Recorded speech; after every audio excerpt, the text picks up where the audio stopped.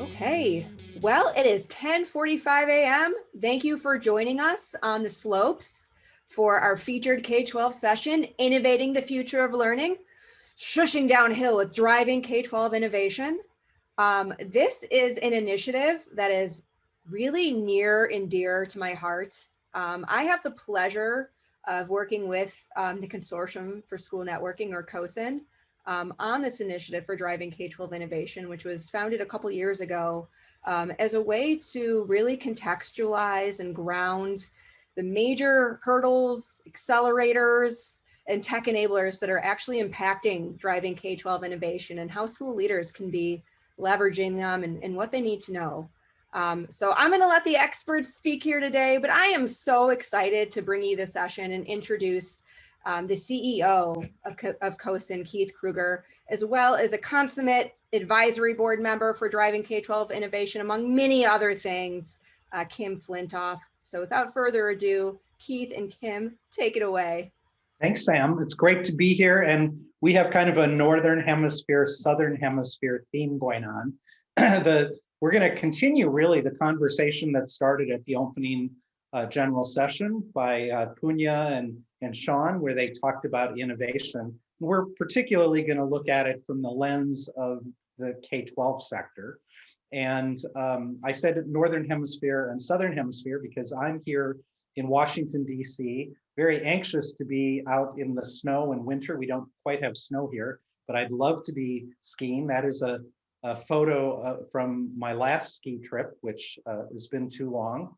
But Kim is joining us from Perth, I believe. And so it's a little warmer there. In fact, he's got a picture of some of the terrible Australian fires that are in the back. I don't think that's a real fire, though, so that's good. That's news footage from about 15 hours ago. So. Okay. So for those of you that don't know who COSIN is, we are a U.S. Nonprofit, NGO. We represent school district chief technology officers.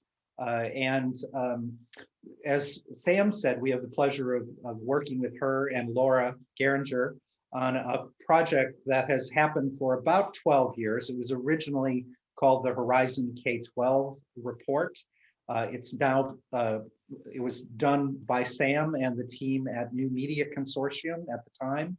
And 3 years ago, when they went out of business, COSIN took it over and rebranded it as Driving K-12 Innovation. So what we're going to do today, and I think I'm going to take off my hat because it's going to get too hot, but we're going to very briefly, I'm going to take about 5 minutes just to talk about where we are today. And by that, I mean those of us that are in the United States in K-12. But we're going to spend the bulk of the session on where are we going and how do we use this Driving K-12 Innovation resource to help you spark your own conversation in your own school system. And finally, briefly, I'm going to just mention kind of what is the role of leading innovation and some resources. And COSIN has been around for about not quite 30 years. And when we were incorporated, these were the cutting edge technologies. And so if we're going to be talking about innovation, I think it's always important to kind of ground ourselves on where have we come from. And, you know, perhaps some of you are old enough to remember if you were very cutting edge, you had a Discman for your music, you had a Palm Pilot that you kept in your pocket. The only purpose of it was to keep your schedule and contacts. Of course, all of these functions still exist today, and they're probably on your smartphone, and in fact, much more powerful than any of the things we see here. In fact, when we look at kind of the way things have changed back in the 80s and 90s, when many of these applications or technologies were created, they were very expensive. Of course, all of these technologies, these add up to almost $1 million. They're all largely free on your mobile device. So I think the point of that is just how continuous the change is that happens. And I think I don't even need to belabor this because Sean and Punya already set the point that even those inventing new technologies often don't see what their full potential is. So here are some, you know, brilliant people who made amazing tools and resources, and they were flat out wrong about how they would be used. So we do that as we think about where we are. And I think as we kind of think about kind of the big revolutions that have happened through society, and I'm not going to spend a lot of time because most likely you all know about this. Just 2 years ago, the folks gathering in Davos annually, the World Economic Forum, issued a statement, a report that we're heading into the fourth industrial revolution. I have to say, when I first heard that, I was puzzled.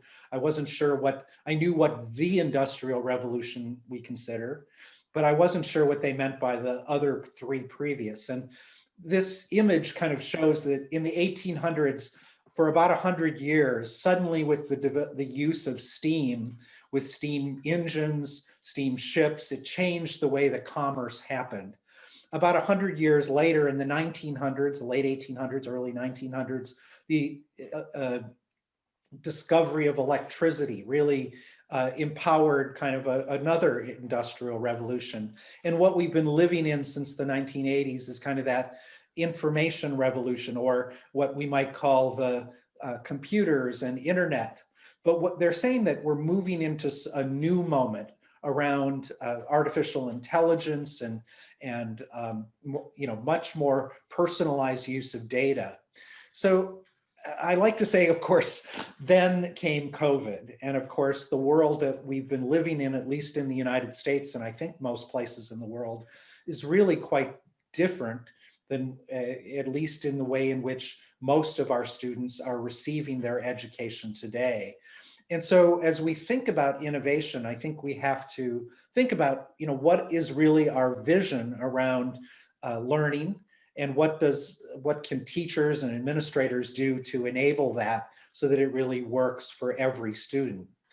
And the last bit of base information I want to talk about is kind of where we've been in the United States. Some of you may be from K-12, others of you may be from higher ed or other sectors.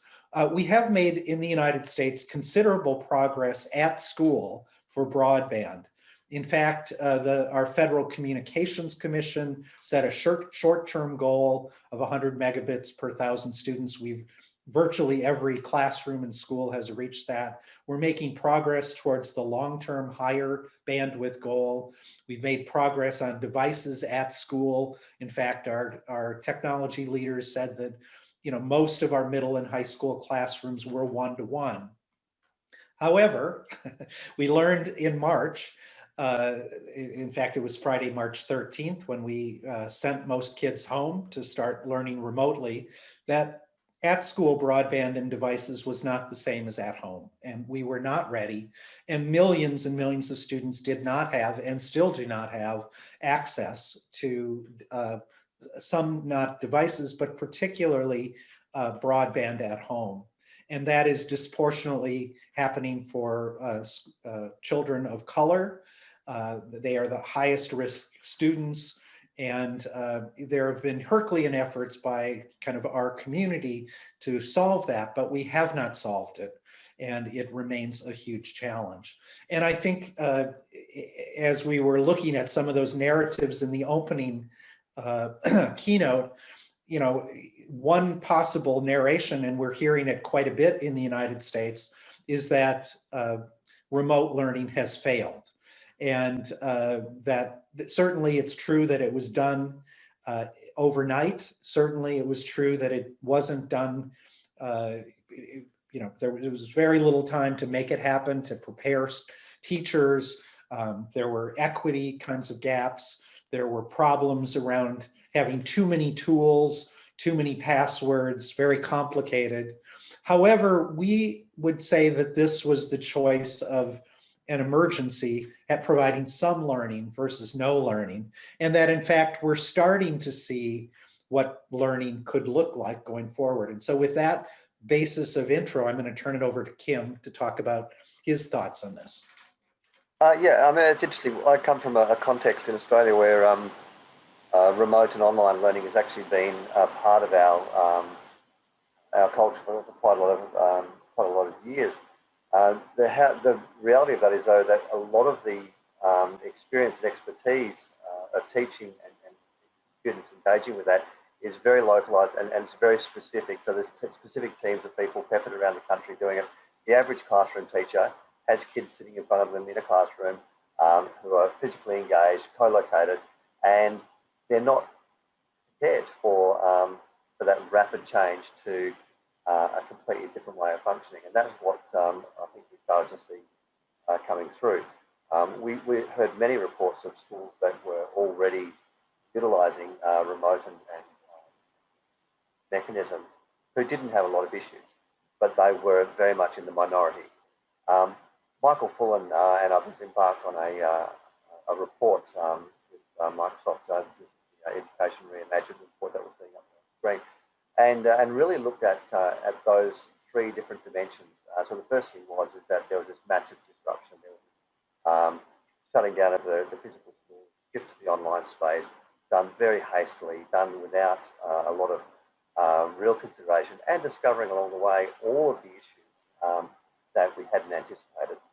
And I think that sort of harks back to what Sean was talking about, was that how do we anticipate the possible and the probable futures? And that's something that was really brought home and which Fullan talks about a lot in this report.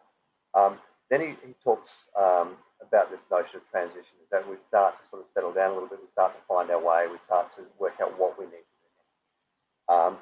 And then finally is that reimagining. This is sort of the visionary innovation that I think is required, and that's where I've seen a lot of really interesting discussions starting to arise. It certainly comes out of the work of mostly Driving K-12 Innovation Report, as well as similar reports across other educational sectors, in that we recognise that there's a strong need to change the way that we've been doing many, many years. We need to start putting learners in the driver's seat. We need to start setting up systems that enable collaboration, enable real world and authentic connection. And we've given lip service to that for decades.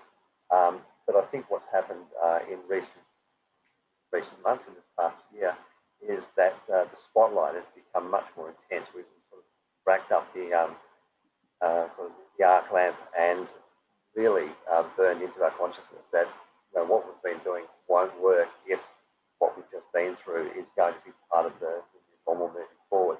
So we need to change the ways that we approach and think about learning and teaching moving forward.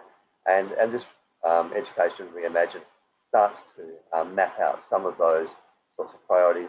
And I think we see a lot of that sort of work coming through too in what the expert panel has put together in the posting work as well. I think that's where I stop there and back to Keith.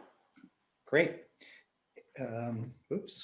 Sorry, I'm trying to move my slides and they're not moving. Oh, there we go.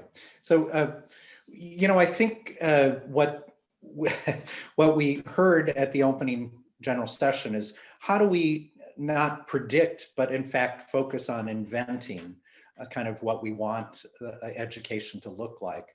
And I do think, at least in the United States, and Kim, I don't know if this is true in Australia or not, but some of our leaders, whether they're educators or policymakers, might say, this is the time to pull back from innovation. But I think we would argue that this, in fact, is the best time. And of course, the old Winston Churchill quote, never let a good crisis go to waste. This is, in fact, the best time in many cases when we have to rethink because resources are tight and we really can't afford to miss that. Anything, Kim? I think we're facing very similar sorts of concerns here.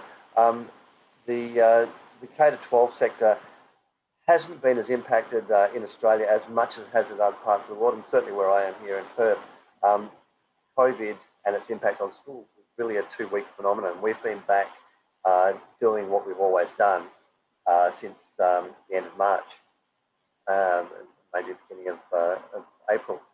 But and I think that also creates a few challenges as well, because the rest of the world has actually started to move on, to start to rethink education a lot more, whereas a lot of our local teachers here are still sort of saying, well, I didn't need to change too much, and why do I need to bother changing anything that I do forward?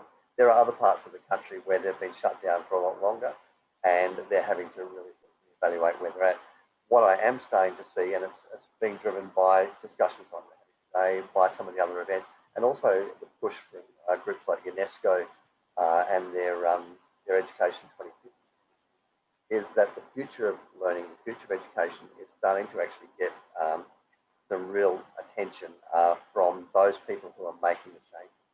And I think what we're starting to see is the collaboration and the multiple voices across students and teachers starting to rise up. We're moving beyond just the general sort of background noise that we've always had in this space, and we're starting to emerge. What that is fully yet we have to see, but there really does seem to be the sense that we need to find new ways of thinking.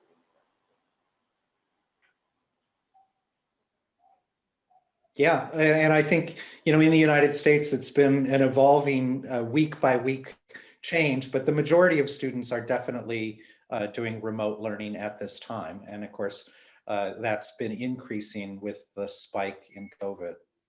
So what we want to spend the bulk of this conversation on is this annual series of reports. It's called Driving K-12 Innovation, and you can find all of that information at cosin.org /K-12 innovation. It's all free, and it's free because we have a number of wonderful partners who make available. It is totally vendor neutral. We don't promote any products or services. These partners participate in the iterative process of identifying kind of the key trends. And we see it as kind of a global resource for strategic planning. And there are, what I'm showing you here is the 2020 reports. The 2021 reports will come out later this month in about 3 weeks. So most of what we're going to quickly talk about were the trends from 2020. However, we are going to sneak preview what the trends that are coming in the 2021 report. We think this is a great way to use what has been put together by about 100 global experts, people like Kim and others. They're from ministries of education or NGOs or schools from around the world, and about 60% are from North America. So it would be disproportionately focused on US and Canada, but it is global trends because we think that innovation doesn't stop at the Atlantic and Pacific Ocean. So these are the big themes. They are organized, as Sam indicated in the introduction, in 3 buckets. What are the hurdles? What are the things we're trying to overcome and solve? What are the accelerators that are happening that are, how do we swim with the current rather than against the current? And finally, and only last, do we talk about the actual technology, the tech enablers. Up to this point, we've been identifying 5 trends in each of the 3 buckets. I will say we're slimming that down for 2021 and going to identify 3. The reason that 2 trends are bolded in each of the categories is that those were the 2 trends in each of the areas that were more deeply highlighted in the report that is free and downloadable. So with that, let's talk a little bit about some of these trends. Kim, you want to tell us about those first 2 hurdles, data privacy and? Yeah, I suppose one of the big issues is that as we've moved into this digital space and we've started to embrace digital learning a lot more, there's been this growing awareness of the amount of data that's being generated by students, by teachers. We see this in the broader community. We're all selling ourselves, our identities, and our practices and our behaviours and our beliefs to every organisation online that gives us something for free. We become the product, and we become that's which marketed and traded, and that awareness, I think, has shifted into the school space, and so there's a lot of concern about how do we actually maintain student privacy while still using the digital tools to create new opportunities, to create new pathways, and to actually enhance and improve the experience of learning. So there's this real juggling act that starts to come into play. The legislative requirements around the world have increased enormously around data privacy and GDPR in the US. We've seen in Europe, the US has had a range of initiatives around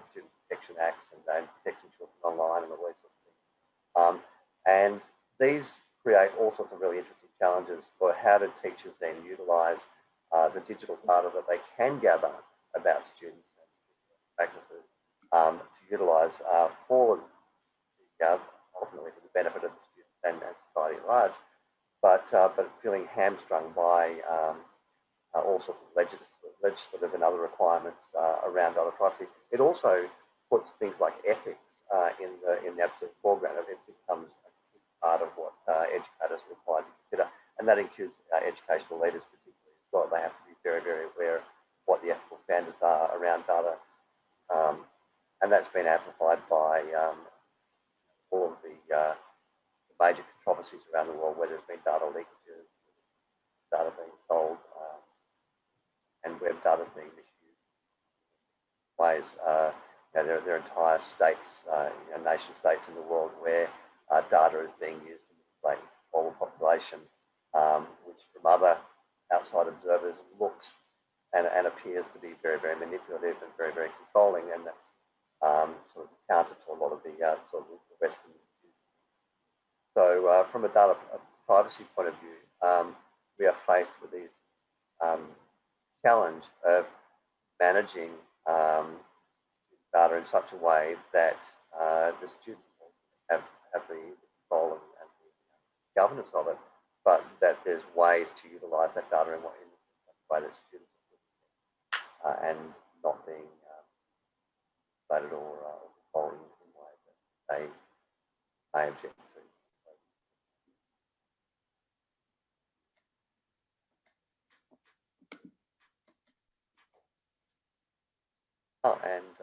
And so as a consequence, not only of the data side of things, but the evolution of learning and teaching in terms of a hurdle, a lot of our systems in schools are very much geared towards particular ways of doing things.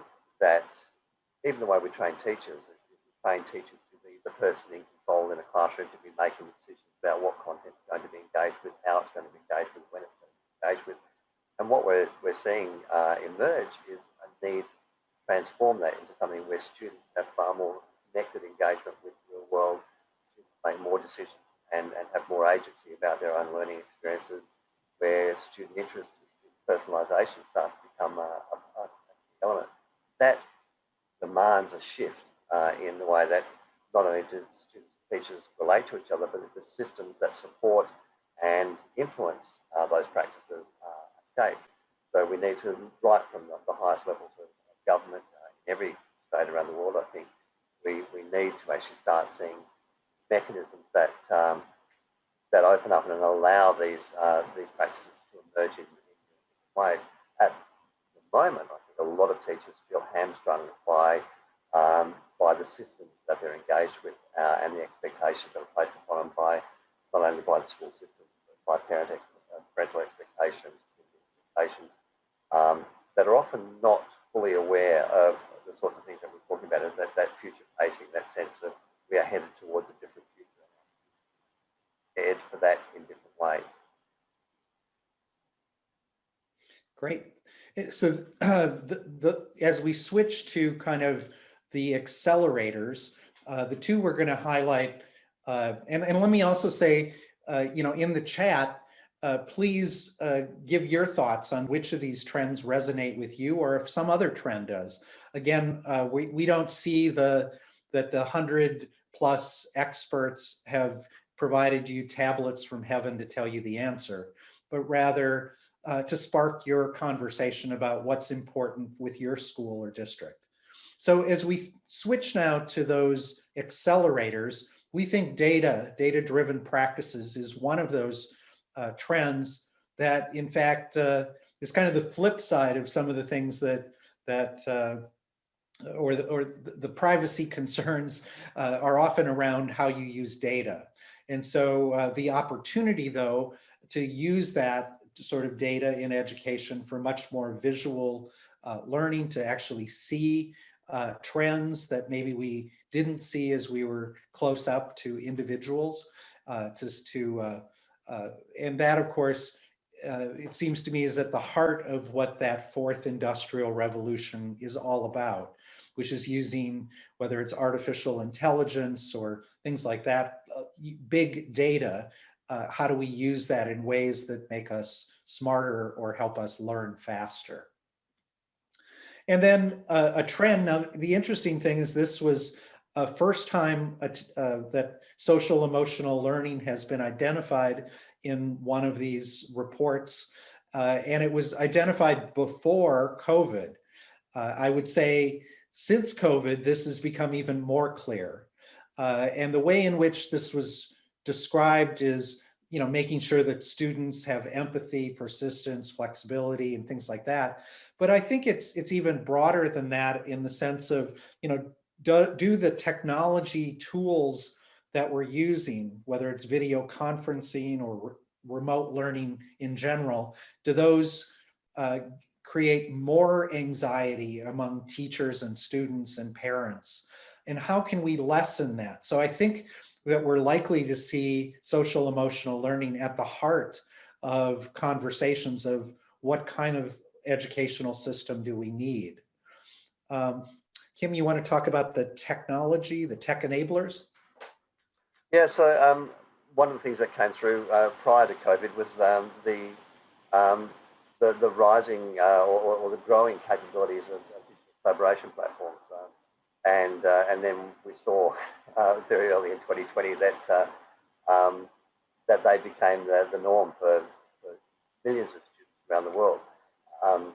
And so platforms like we're on now, like Zoom, but a whole range of other different sorts of platforms too. So there's text-based systems, there's collaborative tools.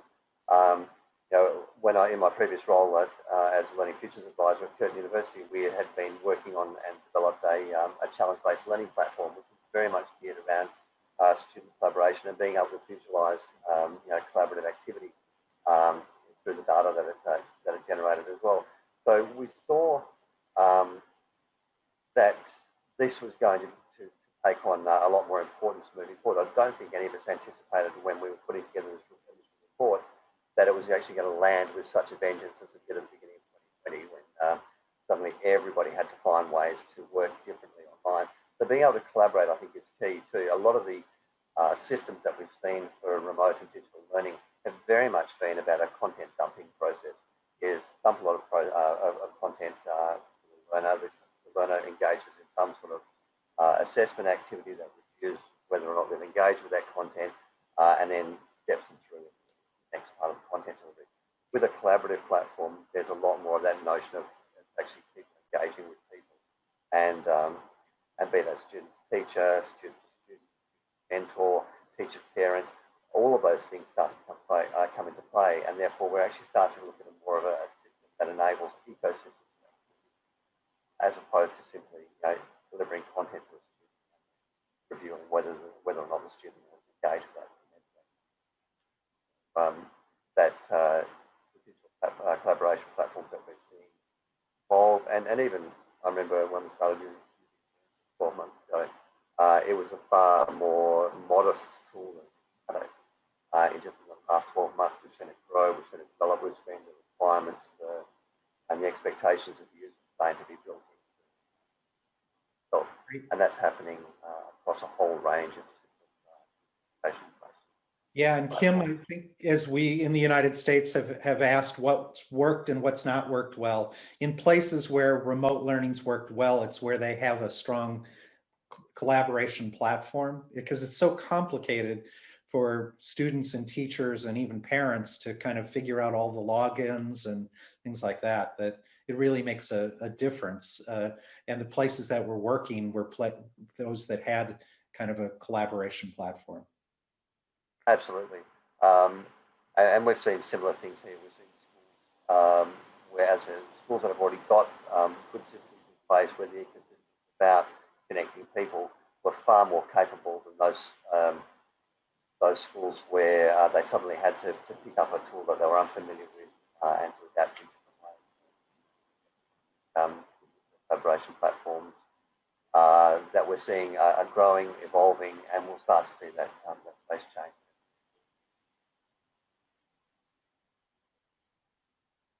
And I suppose that brings us into the tools, privacy. So all of these things, with the increased levels of engagement in the space and cross collaboration. That is, people want to feel safe and secure using those tools.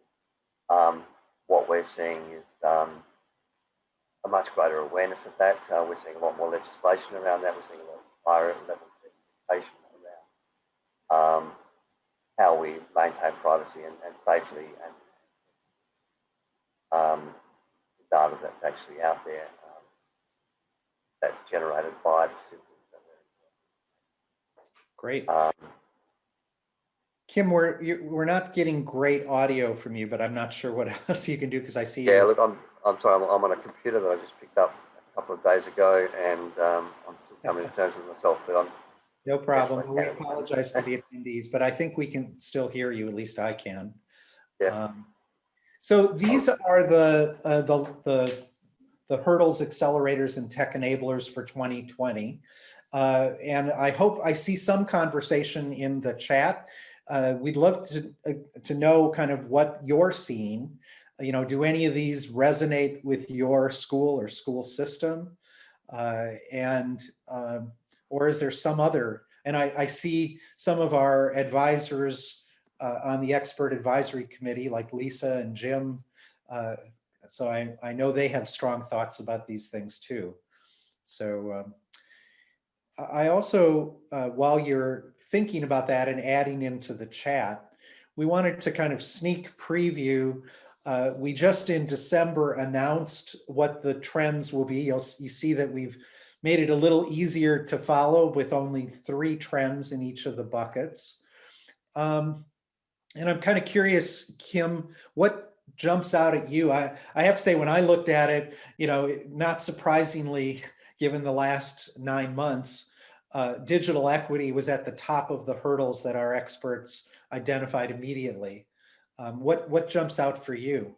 Yeah, look, absolutely. I mean, that was one of the things that we predicted. I mean, I'm on a school board of a school in a very low socioeconomic area, and we knew straight away, as soon as we went online, that there'd be many students who would find it very difficult to engage digitally. We started to discover that sometimes the only device in a household was the parents' mobile phone, that often there weren't the sorts of large format devices, laptops and desktop computers and tablet devices that more effectively. So that really started to highlight that the haves and the have-nots came into play a lot. So I'm not surprised at all that digital equity rose to the surface. And that also then raised the issues that we've seen with the broadband project as well, is that it's not only having access to devices, it's having then the connectivity to make use of the devices that we do have. So that does come. I think scaling and sustaining innovation is not surprising, given who the experts were in the panel. Is that most of us are already thinking about the sorts of things that we need to do, but we also need to know how to move those things from localized activity to broader, large-scale implementations of processes. So, and I think the evolution of teaching and learning has been obviously. Personalization again is another one. In the social emotional learning, again, it doesn't surprise me that that was at the top of the list on accelerators, and I think you're right on about that broadband, untethered, wireless, access from anywhere, not just at school. It really resonates with me. But I'm curious if any, what others are seeing. If anyone wants to come on and say something, ask a question or make a comment, that just go ahead, or feel free to put that.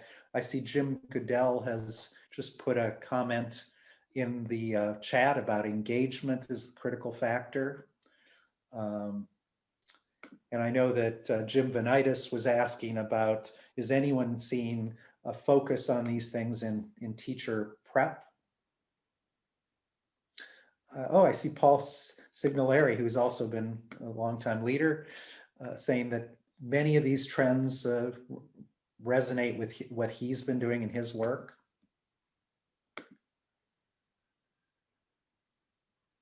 Great. Well, you will see I think at the last week of January, the actual reports for 2021 on hurdles, accelerators, and tech enablers will be released then. And we encourage you. Oh, good. Paul has just put some resources on broadband through the Shaping EDU initiative, so that may be helpful. And as Sam has pointed out, all of these resources are at the CoSN.org/K12 innovation. You know, I think the heart and soul of the purpose of this initiative is not to tell you the answer. It's rather, I like to say, to spark a conversation. And, you know, the value, I think, of the Driving K-12 Innovation Series is it comes out annually. And, you know, you can use that with your tech planning committee, with your school board, with your PTA, with your Chamber of Commerce. You know, the nice thing about it is it provides a frame of what at least 100 global experts think are the most important trends. But the most important lens is, what are we trying to solve in our community, in our schools? And do any of these bigger trends do that? Kim, have you had any thoughts about how you've used that? Or actually, I see Samantha, you should also jump in because you're very much involved in this. Kim, Yeah. anything? Yeah, go ahead, Sam. No, I was just going to say that what is kind of stands out to me about kind of this whole process and this whole framework is how it could be a microcosm for the conversations that you are having with your stakeholders. So, you know, the advisory board convenes in a digital space, whether in Zoom this year or in, you know, CoSN's online community setting. To kind of engage in this discourse around the trends and challenges. So why not replicate that to really surface the consensus of the group, really get a more holistic sense of the, you know, of the strategy and vision. And so truly, that's my favorite aspect of this, is just sort of like the actionable, not just the information, but the ways that, you know, you're going to use the methodology, you're going to use the framework, you're going to use some of the prompts to localize a very, very global report and really make it your own, and you know, customize it, whether it's to your district or if you're coming to us from higher education, it, you know, still highly applicable, your department, what have you. Exactly. Any thoughts, Kim, on how you've used these sort of reports? Yeah, look, I mean, I'm just moving back into schools as a school leader. I've been in the higher ed sector for the last 12, 15 years, and but working with schools. The reports, I think, help focus conversations in a range of ways within schools. But I also think what they do is they provide the methodology that that Sam was talking about in terms of how the report generates what the priorities are, because that's outlined a little bit in the reports. It gives school bodies the opportunity to actually say, well, what are our problems? What are our challenges? What are the hurdles that we face? And they may or may not align exactly with the ones that we reported predictions, but they provide a stimulus and a starting point to discover what those local and those contextualized challenges are. It's one of those discussions that we see a lot. We hear so much about best practice, but the thing I see missing in a lot of best practice discussions at local levels is for whom, for what, you know, when, you know, to what end. The context of the particular practice is often excised from the discussion. As a consequence, you end up with just recipes being applied randomly in situations where they don't work. And I think what these reports offer is not only you know, a set of perspectives from a broad range of people, they also provide examples of how people are approaching things in different ways. And so one of the things I like to see from the reports is the sort of examples that get thrown up is where there's an exemplary activity that's been used and how that demonstrates a way of working rather than providing, you know, rather than the actual solution that's being offered, is the way that the solution is generated, I think. One of the things I was surprised at is, as Sam knows, since we started this, over 12 years ago, all of it has been done historically asynchronously. The advisory group never until this year ever met real time.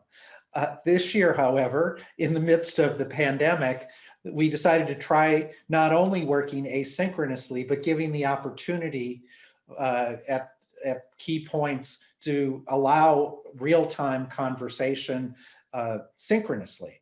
And it was interesting how popular that was. So I think that plays to a realization that there are many things we can do asynchronously. There are also many things that happen real time, and with that creates better conversation. And it's a yes and kind of answer. So I agree, and I think another aspect is too is that it can take the discussion beyond the school gate, and that you can see that you have issues in your local context which can align with people on the other side of the world, as you said at the outset of our discussion. Is we have the northern southern hemisphere. I'm sitting in one of the most isolated capital cities in the world, and the teachers and the schools and the students that we're working with here face similar issues to what you're facing in the US and in other parts of the world at the moment. And so that sense of being able to reach out across the globe it's never been more possible, I think, than it has now. I mean, I think when I first started teaching, I did a connection with a Bronx-based primary school, and it was handled via email. But nowadays, it's so much more the norm, and it's more possible for a teacher to actually reach out to somebody from Perth, Western Australia, to somebody in Washington, saying, "I've read about something that you've been talking about. It sort of makes sense to me. Can you explain it to me more?" And so you can actually get that collegiality crossing the globe rather than simply having to rely on the local expertise. That's something I think Sam's very aware of through the various communities that we've been part of, is that we genuinely are shifting into that global community, global connection. And I think we're kind of running out of time, but I have pulled up a slide which I will attribute to Mike Tricano at the World Bank. And he encourages leaders wherever you are in the world, when you're thinking about a new technology initiative, to think about these principles. Is it for all, or is it just creating more inequities by the way it's deployed? Is it done on a system-wide approach, an ecosystem? Does it empower teachers and students? Is it open, interoperable, and transparent? And what is the evidence that you have? And is it cost-effective and scalable? So those, I think, are good questions for everyone to ask. And I just want to conclude by saying CoSN has made available a lot of resources about COVID and technology, including a back to school kind of planning rubric, and what was originally called our disaster preparedness continuity planning. We've now realized that we were thinking more in the past about natural disasters like fires, floods, hurricanes, but we have to plan for pandemics too. So maybe some of those resources will be useful to you. We encourage you, if you're interested in this kind of conversation at a K-12 level, to join us at our virtual conference, just like this one is. And in fact, we have special offers to bring your whole team. So we hope you'll consider that. And I think I'm finished, but Kim, any closing remarks you'd like to say? No, I think I'm going to be back in a school, and I'm going to be looking at this sort of really on the ground myself instead of sort of higher ed. So yeah, I think I'm stepping back into the breach, so to speak, and I'm looking forward to sort of how I can draw on these tools for my own practice nowadays. Okay, I got to get back on the slopes and get in my shushing. Yes. Wow, wow. What an event. What a spectacle. Thank you so much for joining us on the slopes, Keith and Kim. It's really been quite a learning experience. I know I had a chance to refresh and start thinking about how I want to be upskilling, people further using this kind of K-12 innovation framework, because it really is pretty universally applicable when you think about things like social and emotional learning, evolution of teaching.